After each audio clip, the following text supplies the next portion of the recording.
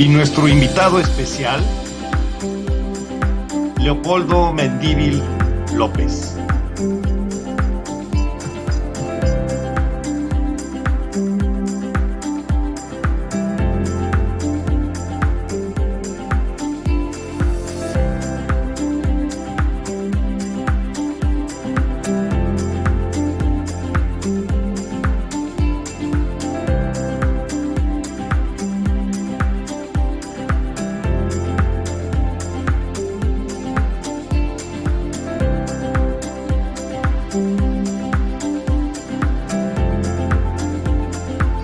Y los renegados, Paco de la Garza,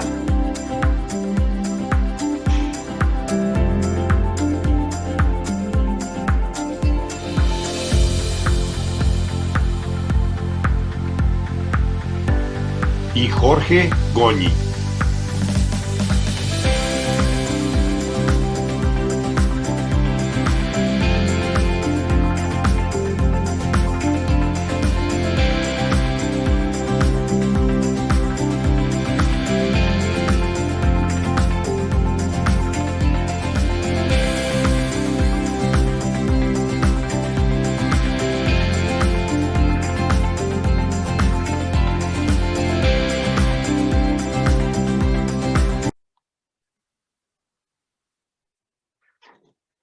¿Cómo están? Muy buenas tardes. El día de hoy estamos de gala con Leopoldo Mendívil López. Es un escritor de bestsellers. Y también tenemos a nuestro renegado Paco de la Garza. Y mi nombre es Jorge Goñi. Soy un miembro de la iniciativa privada que hoy decidí estar de activo y estoy queriendo lograr restablecer el Estado de Derecho en este país. Pero comencemos con nuestro invitado. Leopoldo Mendívil López es un investigador y es escritor ganador de bestsellers. Su marca son secretos. Hoy vamos a hablar de uno de todos esos secretos. Dentro de sus libros bestsellers está El Secreto 1910, El Secreto 1929, El Secreto R, El Secreto Biblia, El Secreto Vaticano, y hoy vamos a hablar del Secreto Pemex. Leopoldo hace investigaciones a fondo, de manera que les va a revelar a ustedes muchas cosas que no saben y muchas cosas que nadie dentro de esos nichos de secreto quieren que ustedes sepan. Mi estimado Leopoldo, sabemos que tienes muchos libros de la Revolución Mexicana, de cómo se funda el PRI, de cómo se funda la familia Rockefeller y sus trascendencias. Obviamente el Biblia y Vaticano nos revelan que estás manifestando investigaciones sobre lo mismo. Pero hoy, es más, ni te voy a dejar explicar y ya haremos otros programas sobre tus otros libros para concentrarnos en el tema de hoy, el secreto Pemex. Platícanos un poquito de tu libro y platícanos qué resistencia has logrado en ese libro. Tal vez hay un malentendido en él, acláranoslo. Bueno, primero agradecerte mucho, Jorge, por esa invitación. Es un honor para mí, también a Francisco de la Garza, querido amigo. Y pues yo te agradezco tus palabras sobre los libros anteriores que he hecho. Afortunadamente todos han sido bestsellers y he siempre he buscado un rigor periodístico e histórico que esté a toda prueba. O bueno, dentro del límite de que son libros novela, pero Secreto Pemex ha tenido un detalle que la verdad es que yo no contaba con que iba a existir esto. Pero lo que pasa es que ocurrió que en el gobierno que estamos viviendo, el gobierno, el presidente, ha hecho un énfasis muy grande en el petróleo.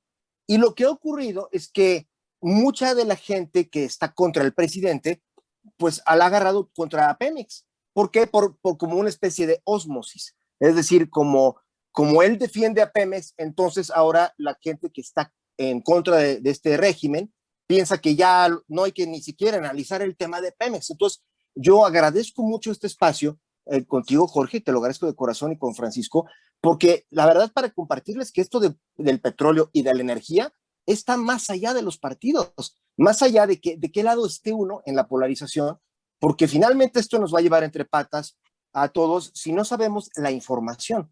Y ese es lo humilde pues comentario que yo quisiera hacerte, agradeciéndote mucho por este espacio, Jorge. Es un honor para mí, muy grande. Encantado.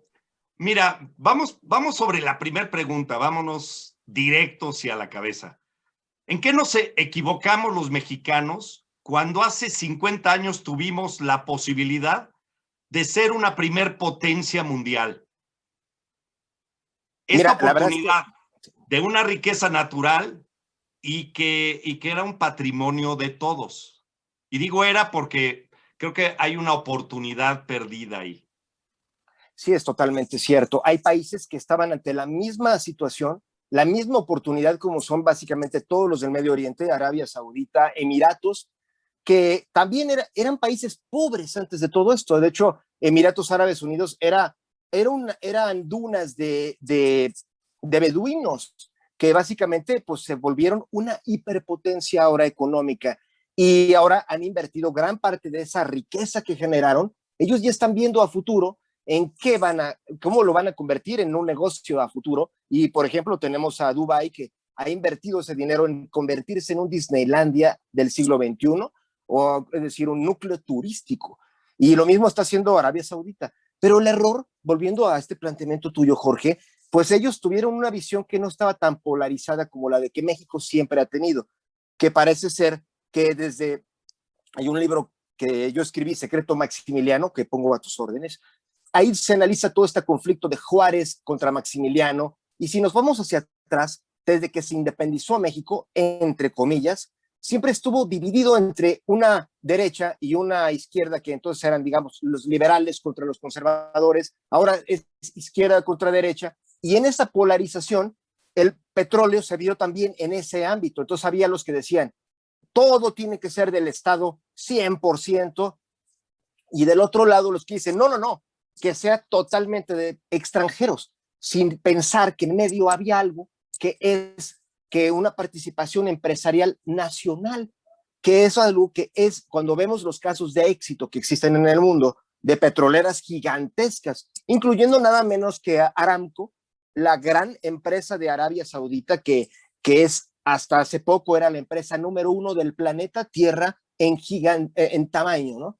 Y bueno, a ese grado llegaron abriendo el capital a la inversión privada, pero con un carácter nacionalista. Por ejemplo, tenemos el caso de Eni, una empresa italiana de petróleo que también empezó siendo del gobierno, pero básicamente hoy mantiene un 31% de participación que le permite tener el control, pero virtualmente un 70% de inversión de empresarios donde se ha buscado que sean preferentemente italianos, es decir, el caso de British Petroleum efectivamente es lo mismo, empezó siendo de interés nacional porque tal cual Winston Churchill lo dijo, el petróleo es estratégico, pero no quería decir que fuera necesario que el gobierno fuera el dueño de todo, sino que se abrió estratégicamente a capital, pero manteniendo precisamente un carácter nacionalista en cuanto a que fueran inversionistas, sobre todo de esos países, de la Gran Bretaña. Aquí en México, quizás,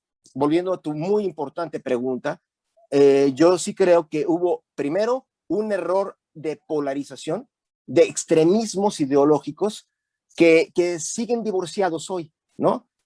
Donde básicamente el gobierno debió haber forjado desde hace décadas a una generación de empresarios, ya los hay, que son expertos en minería, tenemos Bayeres, la REA, Slim, o sea, no nos faltan quienes puedan hacer esto, pero habiendo en México esta psicología torcida donde se educó para que vieran, digamos, el pueblo, viera al empresario como un enemigo, ¿cómo vamos a llegar a ningún lado de esa manera? Y que genera un efecto de rebote, la ley de Newton, acción y reacción, y México, mientras no rompa esa barrera, no veremos que todos somos México y que podríamos ser un país de criterio nacionalista, pero económicamente triunfador y que sobre todo faltaron mucha planeación, porque Jorge, tal como lo planteabas, hace lo que nos hizo que no entráramos esta corriente de éxito que otros países sí han logrado, como Arabia Saudita y Emiratos,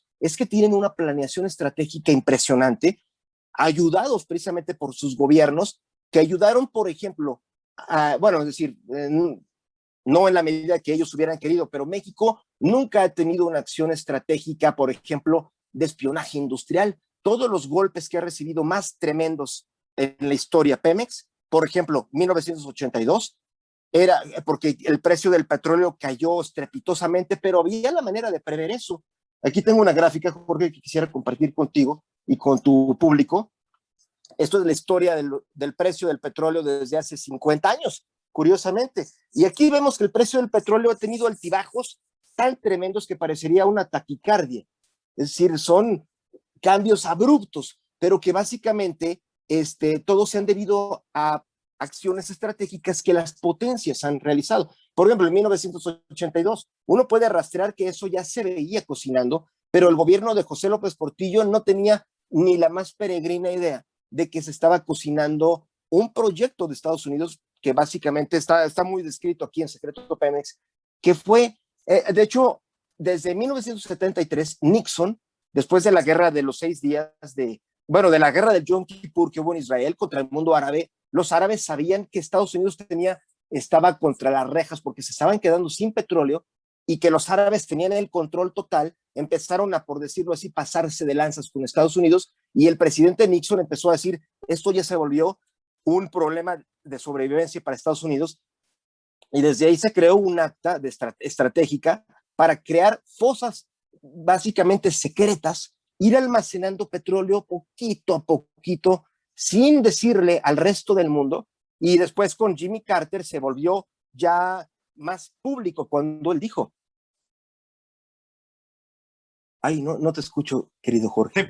¿Te puedo aventar una pregunta sin recato? ¿Sí? Claro que sí. Oye, ¿tú crees que la refinería de Pemex que está haciendo López es estratégica para que si es que lo lograra, integrar el comunismo en la nación mexicana y cuando haya un embargo de Estados Unidos, tenga petróleo para sus cosas más esenciales? Bueno, la verdad es que la necesidad de una refinería, yo sí justamente aprovecho esta oportunidad para compartir que sí hay una razón por la que necesitamos refinerías.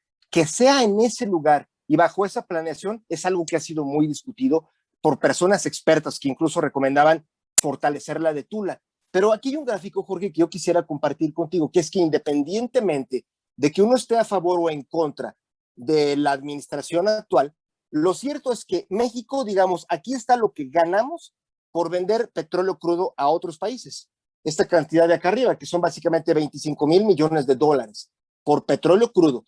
Pero como nosotros seguimos teniendo vehículos, seguimos necesitando combustible para la electricidad y demás, nada nos salva de que tenemos que estarlo comprando desde afuera porque nuestras refinerías valieron gorro, para usar la palabra más coloquial, de manera que estamos gastando esta cantidad y realmente nos representa como país una pérdida de este tamaño. O sea, de que se necesitan refinerías, eso es innegable porque tenemos solo 6 y los Estados Unidos tienen 135. Aquí la gran pregunta que seguramente todos se hacen es, ¿tenía que hacerlas el gobierno en vez de que la hiciera un empresario mexicano? Ahí es donde empiezan los debates, donde mi humilde opinión es que ahí es donde se debía de haber abierto la competencia energética al capital privado, pero con preferencia al capital mexicano y dándole certezas jurídicas, porque yo te confesaré, querido Jorge, que esto yo lo he platicado con empresarios de alto nivel, diciéndoles,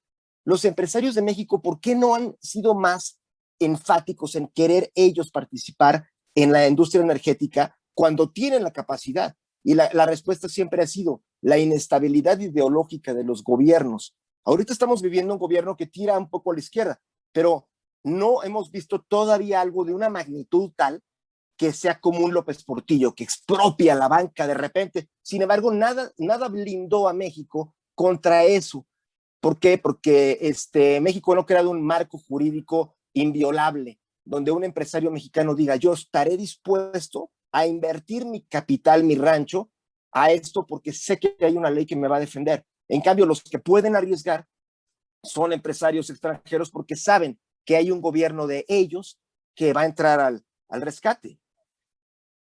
Pero yo solo quería compartir contigo el punto de que la necesidad de refinerías, esto es algo que pues parece estar fuera de cuestionamiento al ver este tipo de cifra. Porque hay un punto, Jorge, pero no que me es contestaste mi pregunta.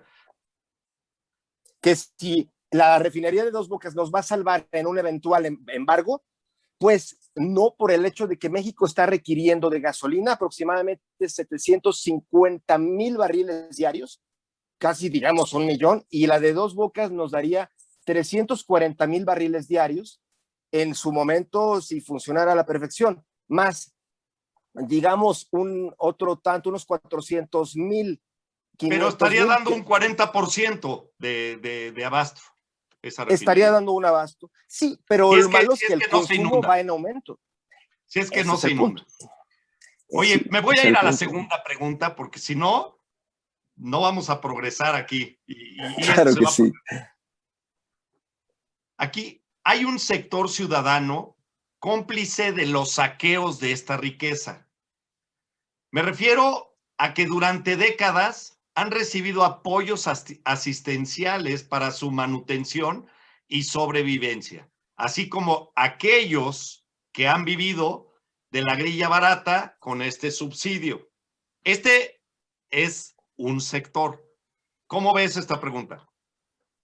Bueno, es amplísima porque se trata de que hay un total de 200,000 trabajadores de Pemex, digamos unos 100,000 que ya ni siquiera trabajan en Pemex, son los jubilados, y hay otro tanto de 100,000 y tantos que hoy en día están, y que claramente hay unos aviadores, claramente hay prestaciones inauditas que se han gestado. De hecho, hay un punto grave que es que desde tiempos de Lázaro Cárdenas, en aras de pelear por recuperar esto para los mexicanos, el gobierno tuvo que hacer unas concesiones escalofriantes con los sindicatos, como por ejemplo un 2% sobre las ganancias. Es algo espectacular, inaudito, porque básicamente fue a cambio del apoyo político que estos sindicatos le daban al presidente para hacer esta toma, digamos, de casi como ejército de golpe, pues ese contrato, digamos, sí podría, yo sí creo que no hay otra palabra que saqueo, al grado de que parte de ese dinero, de ese fondo gigantesco, todavía son 50,000 millones de dólares que se quedaron en una cuenta de Estados Unidos que estaba a nombre de la Quina y que no tenemos cómo cobrarla a los mexicanos. Pero la gran pregunta, y sigo siguiendo, creo que por la línea del planteamiento que hiciste, Jorge, es que ¿por qué tenía que tener ese dinero ese tipo? ¿A qué horas México tuvo que vivir esa extorsión por parte de ese sindicato que básicamente nos tiene a todos los mexicanos agarrados por el pescuezo?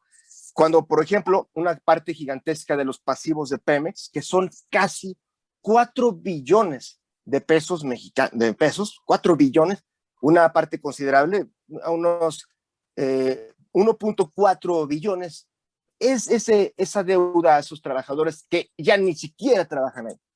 Sí, es tremendo. Me contestaste la pregunta 2 antes de que te la preguntara. La 1 era la complicidad de los ciudadanos, porque también ese dinero se inyectó al gobierno y se inyectó para asuntos clientelares, para financiar ese gobierno clientelar que ha sido por años. Hoy está exacerbado, pero siempre ha sido un gobierno clientelar a través de las ganancias de Pemex. Bueno, es Ganancias que cierto. financiaron al país entero. Sí, es verdad, no había comprendido la pregunta. Tienes toda la razón en cuanto a que la dádiva, por decirlo así, que Pemex generó, incluso aportando hasta en algunos momentos alrededor del 50% del ingreso del gobierno para fines asistenciales, para programas sociales. Sí, claramente tienes razón. En México se acostumbró a ese atole, por decirlo, pero parece ser una tragedia en un país. Es decir, ese es un tema muy tremendo, pero que toda América Latina compartimos con ella, el que nuestro pueblo general no es un pueblo que está sumido en la garra de la ignorancia. Lo digo yo siendo escritor, trabajo en el Consejo de la Comunicación, Voz de las Empresas, en la CANIEM, Cámara Nacional de la Industria Editorial, en una de sus ramas, ¿no? Pero donde básicamente hemos estudiado a fondo el tema de, por ejemplo, yo siendo escritor, lo vivo en carne propia. Solamente de un país de 139 millones de seres humanos, solamente 2 son el mercado que compra libros en este país. Somos, en una de las más recientes encuestas de la UNESCO, somos el penúltimo lugar en índice de lectura del mundo. Es decir, esos índices van cambiando por las formas de medición, pero es algo grave. Nuestro país, ¿cómo va a ser libre para elegir? ¿Cómo vamos a salirnos de este paternalismo, de esta populismo, de ser víctimas de populismo, del chicloso que le regalan a alguien del pueblo? Cuando no leen, cuando nadie tiene esta información para tomar decisiones, cuando se vota por un candidato o bien por su fuerza o por su discurso, que puede ser agresivo y atractivo a la gente, o porque son guapos o guapas. Esta elección nos está demostrando eso, que es el talón de Aquiles de México. El monstruo verdadero, el verdadero enemigo es la ignorancia. Y ahí es donde yo sí siento que la complicidad de la que hablas es verdad, es una complicidad. Pero yo hasta creería que esta vez también es una es una victimez, o sería, no sé la palabra, del pueblo. Y siempre aparece la respuesta, bueno, el pueblo no debería depender de su gobierno para empezar a leer, para aumentar sus niveles de capacidad. Pero el punto es... Las personas tienen que tomar la educación en su propia mano. Y acabo de escuchar a Gloria Álvarez y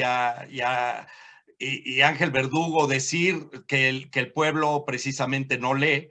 Ellos han escrito libros y por eso es esta oportunidad de poder narrar tus libros, poder narrar las cosas y poder expresar las cosas de una manera donde, la verdad, la consume el público de una mucho mejor manera. Me voy a ir hacia la siguiente pregunta. Si consideras que la riqueza se debió haber ocupado para construir 2 columnas prioritarias para alcanzar el éxito como país. Y ahí estás, te fuiste primero. Me refiero a la educación, formación de niños y jóvenes, así como fortalecer el Estado de Derecho y la justicia. Totalmente de Ya acuerdo habías contigo, empezado. Jorge. Pues a mí me encanta el planteamiento que haces, porque además en esa jerarquía, creo que estoy 100% de acuerdo contigo que así debió de haberse invertido. O sea, y lo que creo, volviendo también a otra pregunta previa tuya, que es, ¿cuál fue el error hace 50 años? Pues este divorcio entre el empresariado y el gobierno por cuestiones ideológicas. Aquí nos faltó un puente comunicante que, por ejemplo, el secreto Rockefeller a mí me parece muy importante que lo aprendiéramos los mexicanos, no para ver a Rockefeller como un enemigo, no, es para aprender de él, porque este hombre y la red empresarial que creó una complicidad muy positiva con el gobierno de Estados Unidos. No hay cosa que no haga el gobierno de Estados Unidos que no sea mancomunado entre el empresariado y el gobierno. Y eso se ve en todas las potencias. Esto pasa en Japón, se ve en Inglaterra, y tienen la famosa Chatham House, un órgano que es coyuntura entre el gobierno, más allá de los partidos, es bipartidista ya, y el empresariado. Y aquí hay iniciativas grandiosas del empresariado, pero que estamos divorciados por la cuestión ideológica, y por eso, pues ahí estamos avanzando tortuosamente. Pero el plan que tú recomiendas me parece, o sea, que deberíamos de haberlo seguido, prioridad a la educación, pero aquí hay un punto, precisamente un ciclo negativo que yo quisiera preguntarte tu opinión, porque la ignorancia genera gobiernos que tienden a ser dictatoriales o, digamos, populistas, y a ellos no les conviene apoyar un sistema educativo. Entonces es un ciclo que se retroalimenta y solo lo podría romper la clase media o la clase burguesa, si vamos a usar palabras de la teoría económica, es decir, el empresariado es el que... hay un estudio que yo quisiera compartir contigo, Jorge, en una otra oportunidad, si tengo la bendición de que me vuelvas a invitar, sobre cómo era el empresariado en el virreinato. El empresariado de la Nueva España eran tan fuertes que lograban tirar decisiones del rey de España y apoyando al pueblo de México. Es algo increíble. O sea, la gente no sabe muchas de estas cosas que son historias increíbles.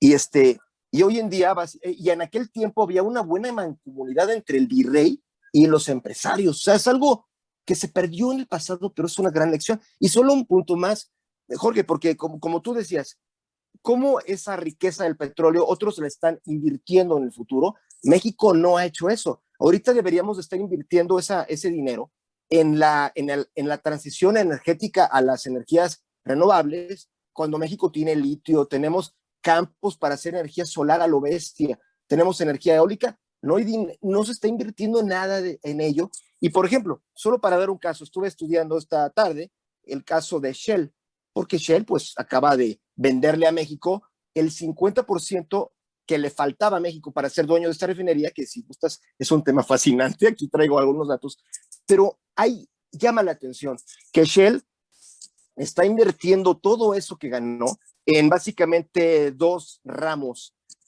o sea, Shell está desinvirtiendo en las refinerías y básicamente está reinvirtiendo ese dinero, está dándole la tuerca a dos grandes líneas.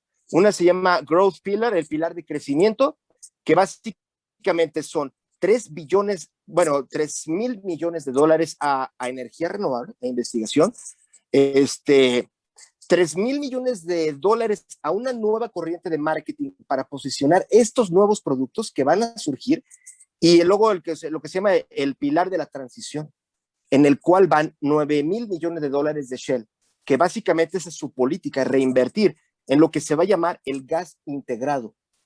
Es algo que México, de verdad, deberíamos estarnos metiendo a esto, gas integrado, que es una forma de hidrocarburo que, aunque también se parece al petróleo, que proviene de dinosaurios o de seres del Mesozoico, pero es el gas que menos contaminación genera, que es el famoso gas natural.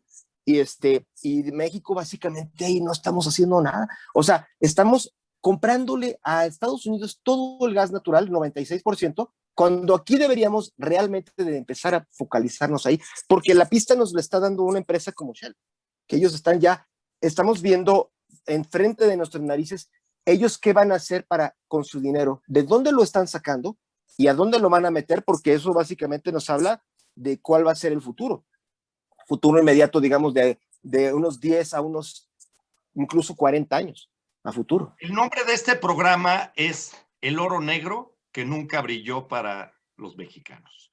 Entonces, en realidad llevamos muchos años con un oro negro y donde nos hemos embarrado con el petróleo.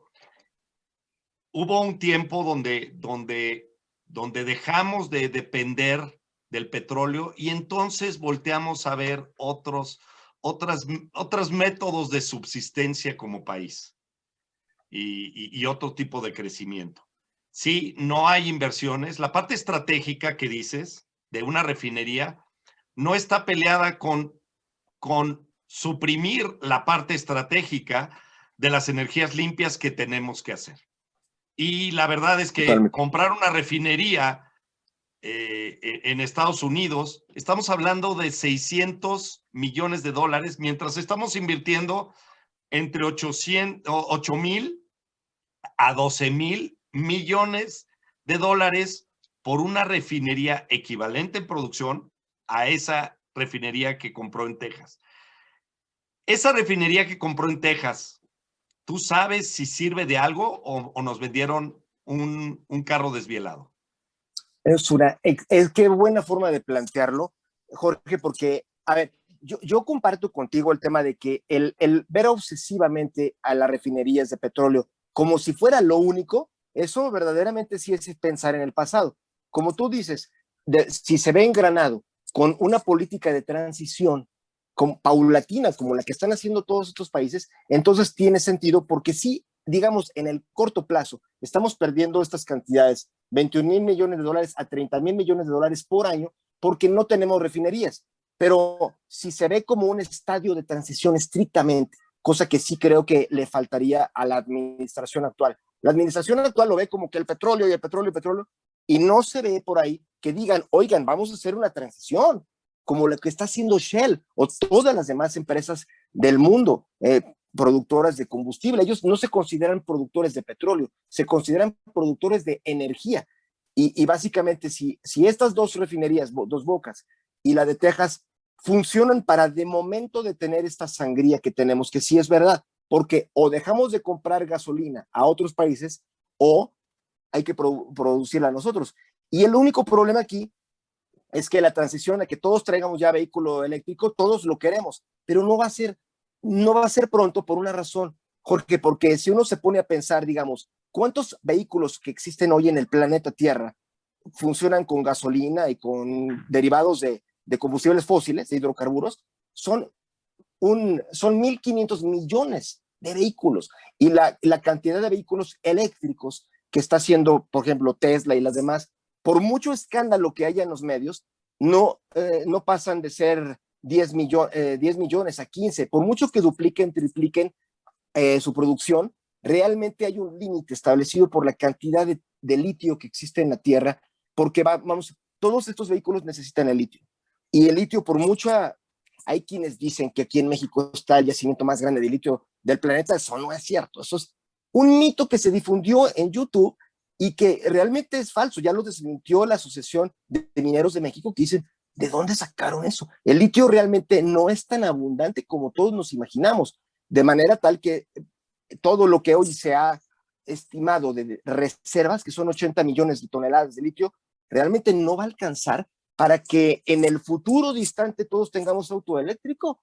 O sea, bueno, aquí entrarían sus operaciones de para cuántos autos eléctricos alcanza siquiera todo el litio que hay en la Tierra para hacer baterías. Pero más allá de eso, pues vamos a tener que seguir gastando combustibles fósiles mientras tengamos estos autos, y mientras tanto vamos a estar perdiendo esto a menos que haya dos refinerías. Pero si Pero es muy representativo que en el mercado hay refinerías a 350 millones de dólares, la de Washington State, y otra en Texas de 600 millones de dólares, ambas de Shell. Entonces, ¿por qué invertir 12,000 millones en una refinería que te va a dar la misma producción de 340,000 barriles por día? Bueno, sí, eso es la pregunta de los 44,000. O sea, bueno, de los 12,000 millones de dólares si puedes comprarla en 600. Y le voy a pasar las preguntas. Déjame darle honor a mi estimado Paco. A mí me ha tocado decirlas, pero la verdad es que le paso el honor a mi estimado Paco. Adelante, Paco. Pon tu micrófono. Buenas tardes. Primero que nada, agradecerle a Polo el haberme, ahora sí, como dice, ¿no?, dedicado el libro, que este último que escribió, que para mí es un honor tener este tipo de regalos y que me los hagan llegar. Fíjate que hace algunos años tuve el honor también de conocer, antes de que falleciera, a don Armando Jiménez, ¿sí?, el gallito inglés, y en aquellos años, en el 96, me dedicó uno de sus últimos libros, ¿sí?, famoso. Y bueno, así tengo varios también, como el del filósofo de Güemes, de mi paisano Ramón Durón, ¿no?, y otros más, ¿no?, que he tenido la fortuna de conocer a grandes escritores de México, y bueno, pues eso para mí es un honor, ¿no? Segundo, que estés aquí con nosotros, que podamos interactuar.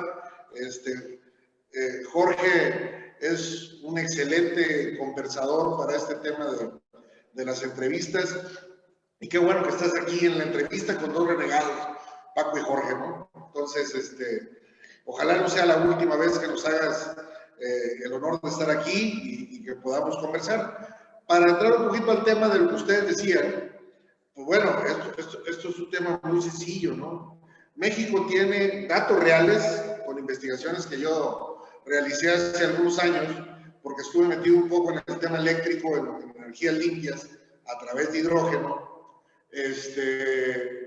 Hay alrededor de 12 millones de vehículos de motor a diésel y cerca de 18 millones de vehículos a gasolina. Eso es lo que existe en México, ¿no? El problema no es tanto esa parte, sino el problema que se tiene hoy es que para reabastecer de energía eléctrica a esos vehículos, México no tiene la cantidad necesaria de plantas para generar esa electricidad. Bueno, ustedes se darán cuenta cómo estamos este año y a finales del pasado, que ni siquiera se ha podido dar abasto para suministrar el consumo de energía que tenemos, ¿no? Actualmente para casa, habitación, para industria, para comercio. Bueno, pues mucho menos vamos a tener el tema para vehículos, ¿no? Es una trampa en la que el gobierno está metido porque no escucha, no aprende de los errores del pasado, ¿no?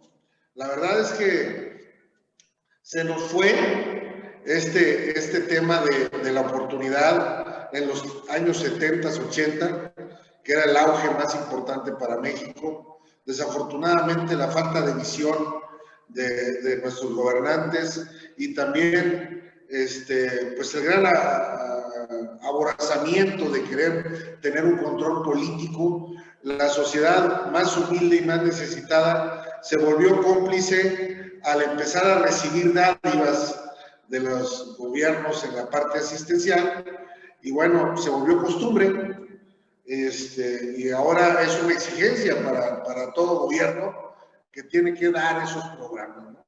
Pero bueno, es un problema que tenemos ya de cultura, ¿no? Desafortunadamente, y también hay un tema de formación y educación. Nosotros confundimos mucho la parte de la educación porque tenemos una secretaría que se dice de educación, que efectivamente allá por los años 30, que se empezó a fundar en los años 20, de 1920, del siglo pasado, pues sí, había que educar a la sociedad, porque teníamos una sociedad ignorante, inculta, que no tenía un conocimiento vasto, por eso era el de educación.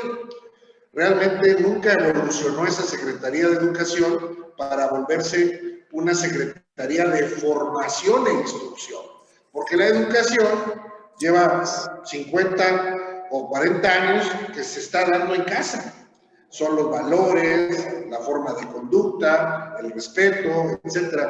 Entonces, ahí es donde la sociedad hemos fallado. Como bien dice Polo, para que esto pegue un resorte importante, lo primero que tenemos que hacer la clase media, que es la que estamos un poco más educada y formada, dar el estirón hacia los de abajo y decirles que es necesario que se esfuercen y se suban al nivel para poder entender que el asistencialismo es un lastre importante que tenemos como sociedad y que el gobierno lo utiliza en nuestra contra, ¿no?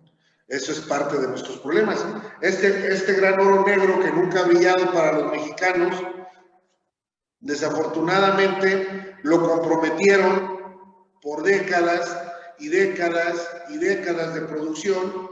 ¿Por qué? Porque la sociedad no hemos sabido ser responsables de cumplir con la parte que nos toca de nuestra obligación, ¿sí? Hay un sector importante que se ha ido ampliando con cada sexenio, que termina por necesitar de un asistencialismo burocrático para poder salir adelante o completar el sostenimiento familiar. Entonces, ¿qué es lo que terminan haciendo los gobiernos? Pedir crédito sobre un producto que se va a seguir produciendo, pero que realmente nosotros hemos perdido un valor. ¿Por qué?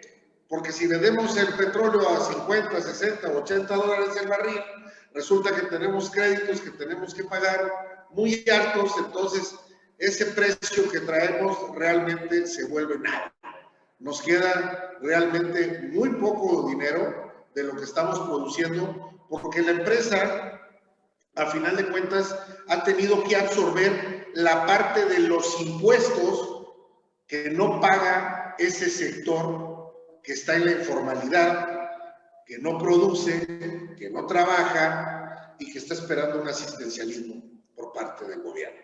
Entonces, ese es el gran problema que nos hemos encontrado en el andar de las décadas, de hace 60, 50 años para acá, y que en su momento debimos de haber hecho un alto y haber valorado como sociedad a dónde queríamos aplicar realmente esta riqueza natural que tenemos, ¿no? Esa es parte de lo que creo yo, ¿no? No, pues mira, yo de acuerdo contigo, Paco, porque además a mí me encantan las pláticas que hemos tenido. Yo admiro mucho las ideas que tú tienes sobre esto, la integración que tienes sobre los criterios económicos y la política. Y yo coincido contigo en que básicamente ha sido mala administración de décadas, ¿no? Y que todo el mundo vio fácil el tema de Pemex porque no había quien presionara desde el otro lado para que se abriera la cloaca. Y el punto es, yo aquí es donde yo les quisiera plantear una pregunta, porque hoy en día ya está creado de tal magnitud esta bomba que la deuda que existe hoy de Pemex son 4 billones de pesos y ahorita ya es como que ¿quién se va a hacer cargo? O sea, incluso si hubiera la idea de privatizar, pues ¿quién va a pagar esa deuda, no? Incluso hace un poco tiempo Enrique Quintana planteaba que se hiciera un proceso penal contra los que inflaron esa deuda, que llegó a los 4 billones de pesos, porque básicamente eso es un lastre que todos los mexicanos traemos ahora, que implica estos increíbles jubilaciones para los extrabajadores de Pemex. Hay cuates que se han jubilado con 4 millones de pesos de liquidación, aparte de su pensión, y realmente parecería ser que el cielo en la tierra, el paraíso, es haber trabajado en Pemex y jubilarse, porque realmente eso, y lo digo con respeto a queridos amigos que tengo que están en esa situación y que todos los demás mexicanos los podemos ver como con envidia de la buena, porque ellos verdaderamente viven el paraíso en la tierra, pero los que no van a vivir ese paraíso en la tierra son los millones de mexicanos que van a tener que pagar eso en las próximas décadas. Ese monstruo de deuda sigue creciendo. Yo te diría, y soy un convencido de la iniciativa privada. Yo creo que no ha habido un solo emprendimiento del gobierno que sea productivo. Esa es una. Número 2, estuvo secuestrado y está secuestrado. Para mí es una forma de decir, no está pasando lo de Alaska. Pemex no es una derrama en serio hacia la población. Ha sido dádivas a cambio de un asunto clientelar. Debería hacerse una auditoría, punto. O sea, una auditoría de qué pasó y quiénes hicieron lo que hicieron, definitivamente. Y otra, se tiene que parar, porque ahora sí voy a entrar con la parte de, ¿era oro negro o es un hoyo negro que no termina de jalar recursos de todos tipos? Yo participé poco, pero estuve haciendo participé en el armado de un programa de recursos humanos para Pemex, para el Departamento de Recursos Humanos. Es tan ilustrativo esto. El gerente de recursos humanos al menos sabía que no sabía nada de recursos humanos, ni él ni su gente. Entonces hicieron un programa para capacitarse en lo que les habían asignado, porque eran meros cargos donde se asignaba al gerente de recursos humanos por ser amigos, punto. Y también participé en un estudio de clima laboral, que estuvimos 3 meses en la región marina suroeste, haciendo muchas entrevistas, y ahí pudimos ver la diferencia de la gente de Pemex y la gente de compañías. Estuve 22 días en plataformas petroleras, que me dejó palpar muy bien que solo uno de todos los que entrevisté vivía a gusto con sus 14 días arriba y 14 días abajo. Todos los demás estaban 14 días ausentes de su casa y 14 días estorbando en su casa, excepto uno. Eso es una cultura. Pero bueno, me voy a ir de volada porque este programa lo tenemos que terminar, son las 6:50, lo tenemos que terminar a las 7:20 como máximo. ¿Cuánto tiempo nos falta para que el destino nos alcance a los mexicanos y se acabe realmente esta riqueza que hemos desperdiciado por décadas? Te voy a dar 1 minuto por respuesta y después, si quieres, nos extendemos. ¿Te parece? Claro que sí. Para que vayamos duro y a la cabeza. Por supuesto. ¿Cuánto tiempo nos queda? Bueno, hay dos criterios. Uno es el de que los yacimientos, según nos dijo Enrique Peña Nieto, ya vienen en declinación desde que Cantarell murió. Sin embargo, bueno, geólogos que yo entrevisté para Secreto Pemex tienen un paisaje diferente, que es este. Todo esto de acá son cuencas que geólogos encontraron, pero que no se han explotado por razones de lo más increíbles. Por ejemplo, todo lo que es la plataforma de Yucatán, que incluso no es en aguas profundas estrictamente, Chihuahua, etcétera. Por aquí diríamos, tal vez no vamos a tener nunca un yacimiento como el de Cantarell, que fue el segundo más grande del mundo, pero bueno, siempre ocurren milagros. Por ejemplo, Israel acaba de encontrar una zona de yacimientos increíbles que nunca se pensó que hubieran. En 50 años de historia de Israel, estuvieron buscando yacimientos frenéticamente y no los encontraban y de repente bolas, ahí los tienen. Y les van a cambiar. Tenemos? Bueno, ahorita, con los estudios que tienes.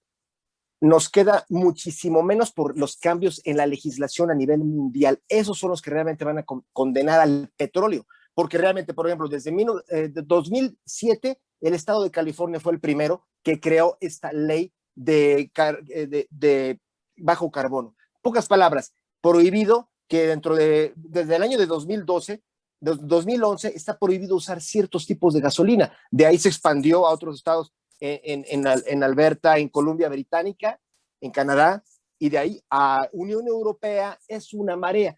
Eso es lo que hace que nos sorprenda que Shell esté desinvirtiendo. Shell está desinvirtiendo en las refinerías como la que nosotros acabamos de comprar por una razón, porque es de crudo pesado. Y el crudo pesado, o sea, de muchos carbonos, eso es lo que hace que esas nuevas legislaciones que son la corriente en el mundo están siendo como lo de la pandemia, ¿no? O sea, poco a poco nuevos países van firmando esas legislaciones. Eso es lo que realmente va a condenar a la industria del petróleo. O sea, si aunque nosotros encontráramos muchos yacimientos, realmente los crudos pesados van a estar cada vez más prohibidos en ciertos mercados. Y lo que sí es sería el futuro, quizás sería el hidrocarburo más, digamos, benigno que existe, el gas natural, que es metano, y ahí es donde nosotros no estamos haciendo ninguna producción o exploración. Burgos es muy fuerte en eso, pero porque hasta ahorita, como es barato, comparado, o sea, no deja tanto como un barril que está a $60 el barril. En cambio, el equivalente en gas da $6. Entonces, por eso no le metió México. Sin embargo, ese es el futuro. El gas natural es lo que sí va a estar permitido. Y si no nos aplicamos en ese campo, se nos fue la oportunidad. Pero con los hidrocarburos. Nos quedan dos respuestas. Una, en cuanto a yacimientos, ¿cuánto tendremos? ¿25, 50, 5? ¿Cuánto tenemos? De acuerdo a lo hasta ahorita explorado, tenemos 14 años. 14 años. Se expandió 19, es decir, aquí es cuando ya es 3P, ¿no? De reservas probables, posibles y probadas.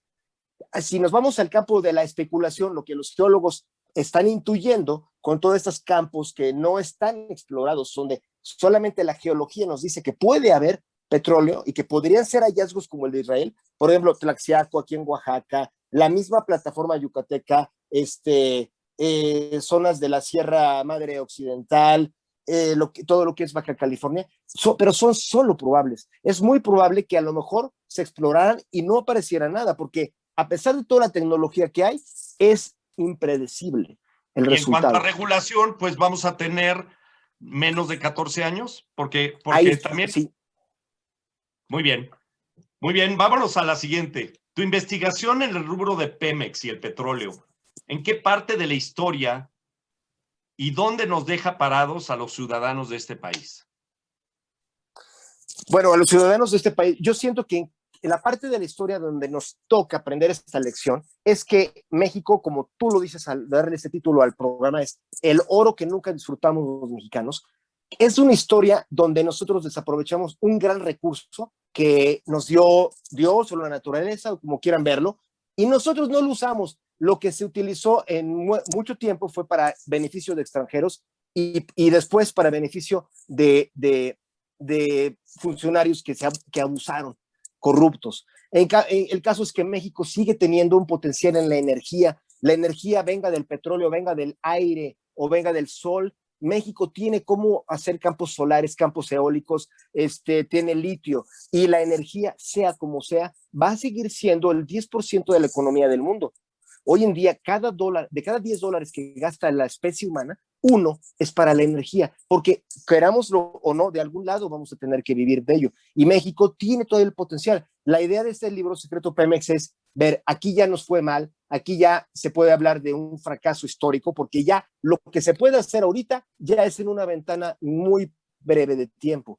Pero aún nos queda un futuro donde los inversionistas en el campo eólico o en el campo solar son empresas extranjeras, y qué bueno por ellas, bienvenidas a México, pero y los empresarios mexicanos, ¿por qué no es mi dinero mexicano? Es decir, bueno, bienvenidas para nosotros. Hay Nales y López Obradores que dicen algo diferente. A esta altura, en el siglo XXI, el petróleo no es ya un tabú para los mexicanos. Asimismo, se convirtió como la herencia esperada del abuelo millonario que nunca llegó. ¿O nos la tomamos como la cerveza y nomás nos quedamos panzones y no hay cómo recuperarla? Mira, qué buena pregunta, Jorge. Yo quisiera aquí comentarte un concepto que el otro día estaba platicando con amigos, esto del José Alfredismo. José Alfredismo es como por José Alfredo Jiménez, de que a mí no me importa lo que pase, yo sigo siendo el rey. Creo que en México, los mexicanos se acostumbraron a decir, tenemos ese petróleo, somos el rey, y nunca importó cómo vamos a rescatar el dinero. Era como un espejismo, una visión de que viva la selección, pero ¿y si pierde? Y siempre le buscamos una excusa. Hoy en día pasó todo esto de que empezó a circular en YouTube, esto de que somos el yacimiento más grande del mundo en litio, y yo aseguro que muchos de los que están viendo esta transmisión vieron esos videos y ya se sentían como José Alfredo Jiménez. Somos el rey, ve, también litio, Dios nos dio otra vez todo. Pero en realidad, ¿quién fue a investigar? Nadie. ¿Quién fue a invertir? Nadie. Vivimos en este espejismo. Yo pienso, Jorge, que usando tus palabras, Pemex fue eso. Para los mexicanos, lo vivimos los ciudadanos como confiados, y nunca nos tomamos la molestia de investigar las fechorías que estaban haciendo los gobiernos con esto para darle en la torre y para siquiera nosotros saber qué está pasando. Nosotros nunca, los ciudadanos, nunca intervinimos en estos procesos donde el precio del petróleo se desplomaba de golpe. Por ejemplo, en el año de 2015 se repitió lo de 1982, donde de repente Estados Unidos, aquí está el momento crítico, Estados Unidos de repente sacó de la manga una estrategia impresionante y se derrumbó el precio hasta el fondo, y fue por lo que en 2015 tuvimos la gran crisis. Fue porque ellos inventaron el fracking, que es muy nefasto y muy negativo, pero demostró que Estados Unidos, que ya se habían quedado sin petróleo, de repente descubrieron, como ellos sí suelen hacer, encontraron el remedio. Y ellos siempre son un país que a un problema le encuentran una solución, y los mexicanos a cualquier solución le encontramos un problema. O sea, si aprendiéramos a pensar como ellos, nosotros seríamos los que habríamos tomado las decisiones para crear cambios en el precio del petróleo, o siquiera estar en la jugada.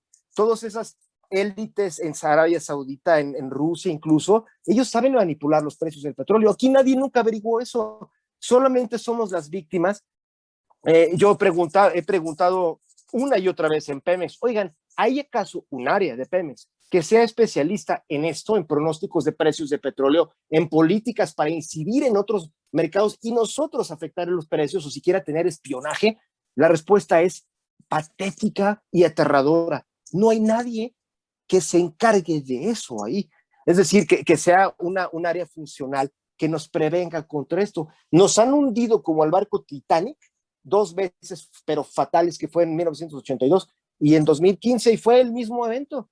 Estados Unidos buscando estrategias para tronar a los productores, y no es por hablar mal de Estados Unidos, al revés.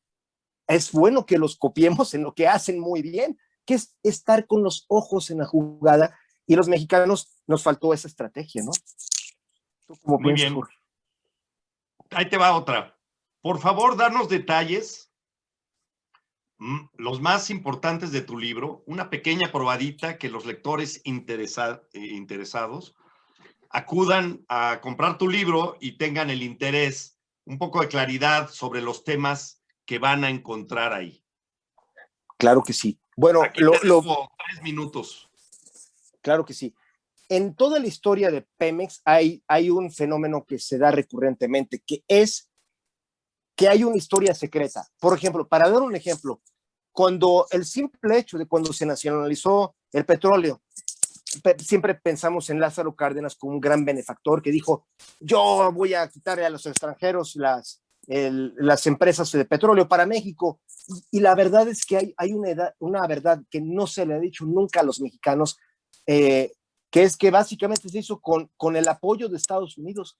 Esta información, ¿cómo la tengo yo? Porque un general que conoció al embajador de México en Estados Unidos, que fue Castillo Nájera, él lo platicó esto con el presidente Roosevelt.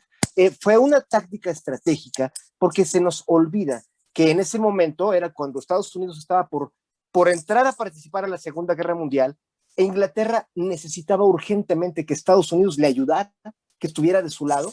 La gente piensa que Estados Unidos siempre estuvo del lado de Inglaterra, eso no es cierto. Hasta el último instante Estados Unidos estuvo jugando sus cartas tremendo con Inglaterra, incluso exigiéndole a Inglaterra que para jugar de su lado, Inglaterra tenía que básicamente disolver el Imperio Británico.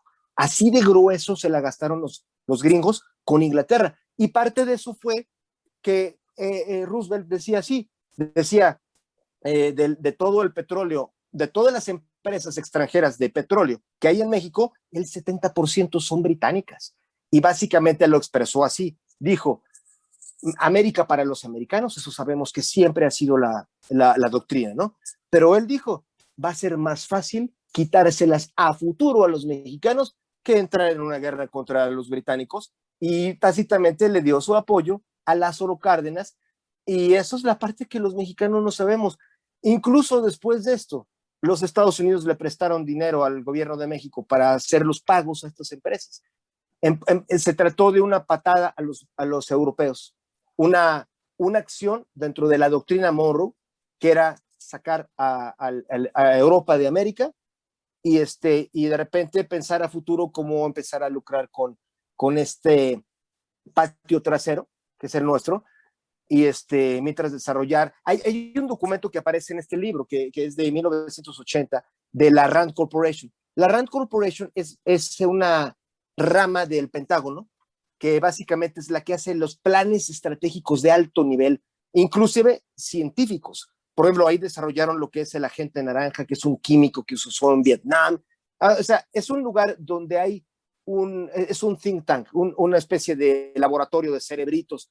Y ahí hay documentos que establecían cómo, cuando se descubrieron los grandes yacimientos de aquí, de México, en los 70s, con López Portillo, ellos cavilaron cómo deberían de orientar a México, y veían que había 3 escenarios. Uno era donde México se volvía un verdadero exportador y ya se volvía del nivel de Arabia Saudita. Otro era que fuera un productor medio, y otro era que nunca produjéramos, que no explotáramos el petróleo.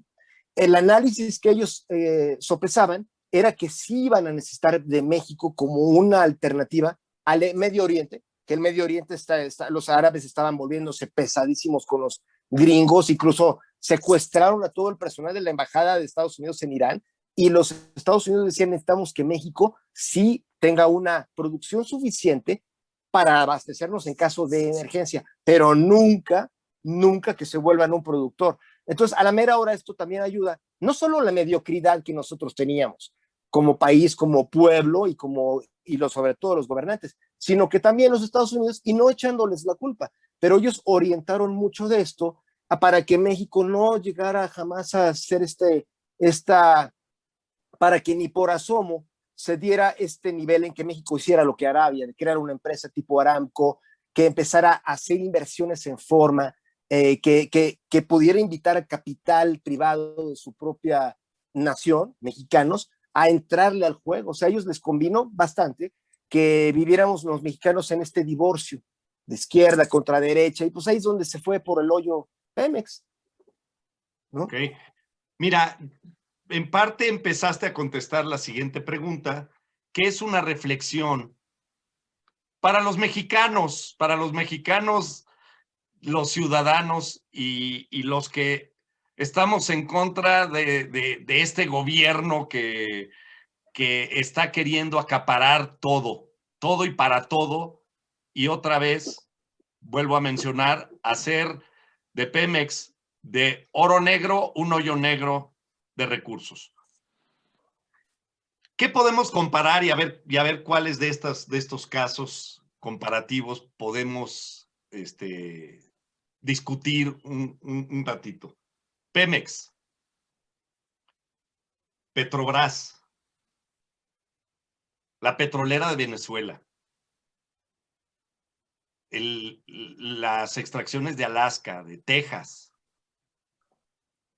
en Europa, por ejemplo, del Mar del Norte, y estamos en Medio Oriente, que podemos poner ejemplos: Dubái, Qatar, Arabia Saudita. ¿Qué nos podrías platicar de qué ejemplo nos da el mundo y qué podemos hacer en este país?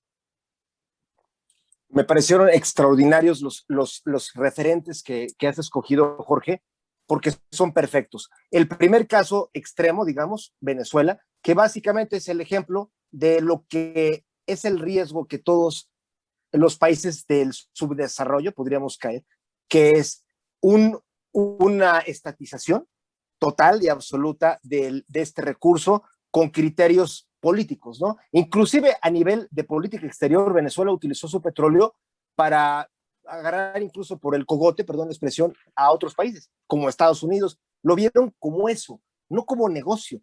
Y eso básicamente es un problema que hoy les está costando, porque Venezuela también tampoco agarró tuvo... a Argentina, a Bolivia y a todos esos países sudamericanos, le pagó toda la deuda externa a Argentina.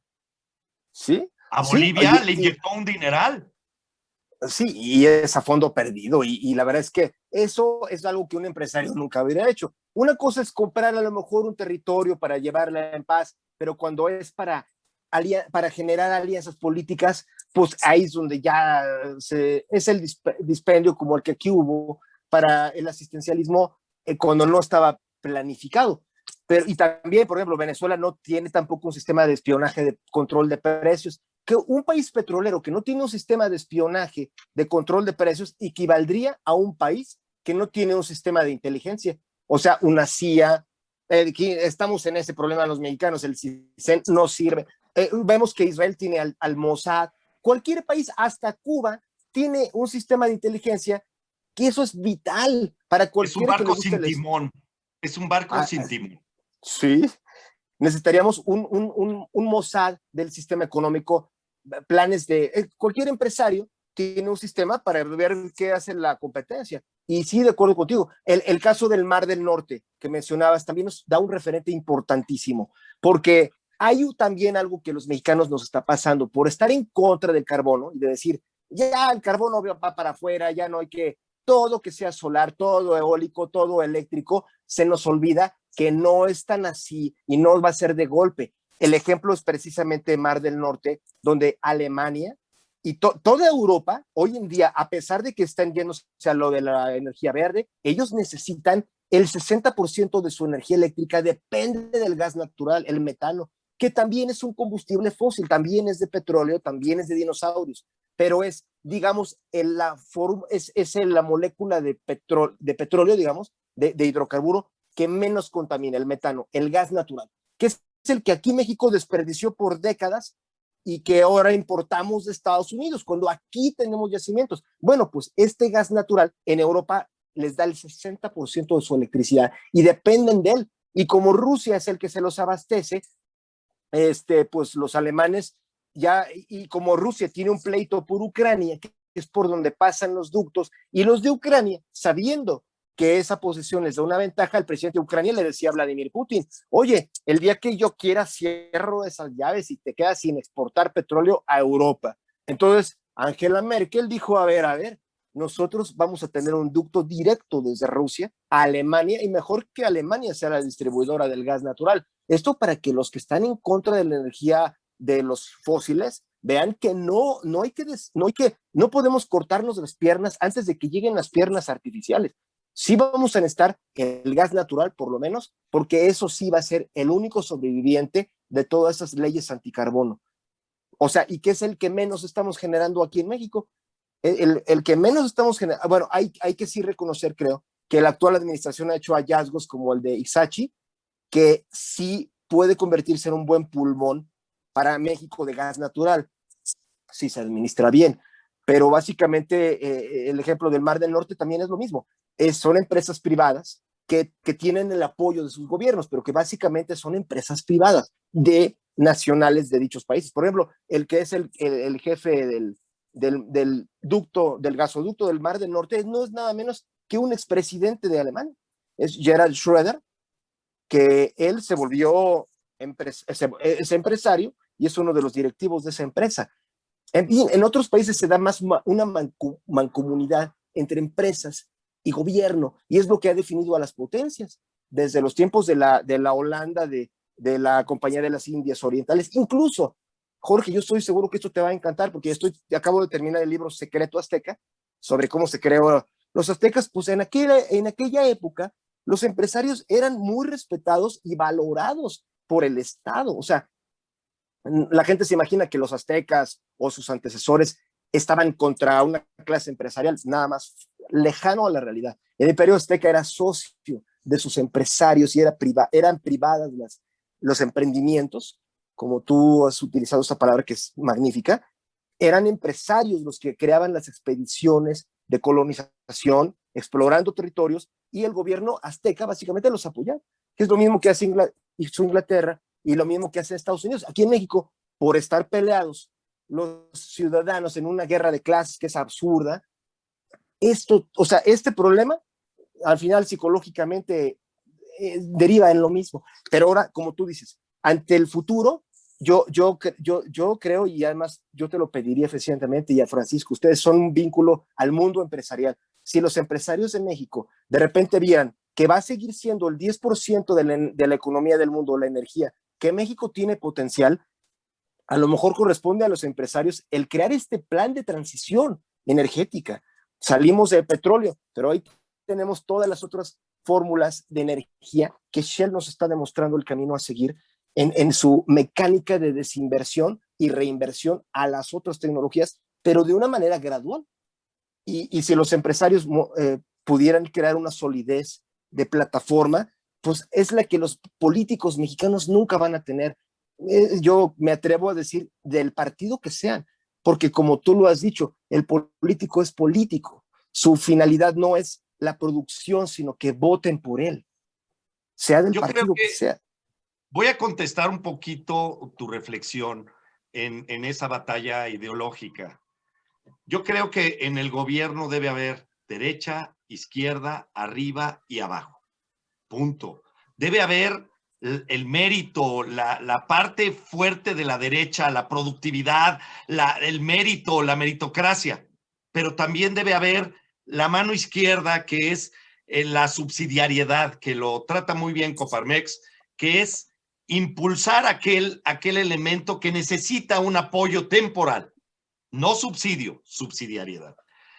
Yo creo que los empresarios como tales, exceptuando muy pocas excepciones, más bien, serían muy malos gobernantes. ¿Por qué? Porque así como hay un círculo de interés y un círculo de influencia que deben ser lo más parecidos en una persona, en un empresario, el círculo de influencia cuando se mete al gobierno es enorme contra su círculo de interés. Y ahí tenemos a Bush y tenemos todavía más concentrado a Trump.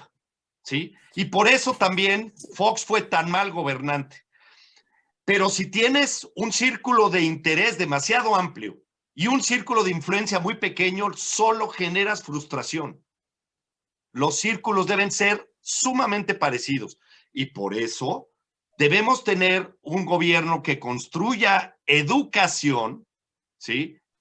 Formación, que la familia se encargue de darle los principios a las personas y en tener un Estado de Derecho perfectamente estructurado.